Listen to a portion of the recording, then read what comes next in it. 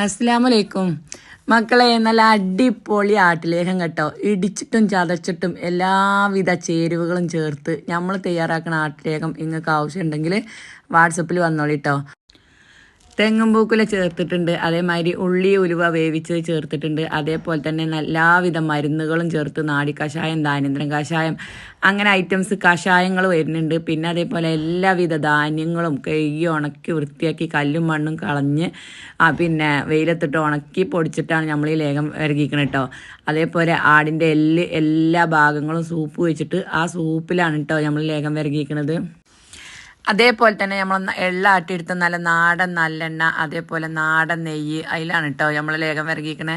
പിന്നെ തേന, ചാമ, നവര എന്ന് പറഞ്ഞിട്ട് എല്ലാവിധ ധാന്യങ്ങളും കഴുകി ഉണക്കി പിന്നെ കല്ലും മുള്ളും കളഞ്ഞങ്ങാണ്ട് വെയിലത്തിട്ട് ഉണക്കി പൊടിച്ചിട്ടാണ് കേട്ടോ.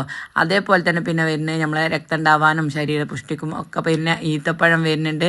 പിന്നെ എല്ലാവിധ ആയുർവേദ മരുന്നുകളും തന്നെ ഒരുപാട് ഐറ്റംസ് വരുന്നുണ്ട്.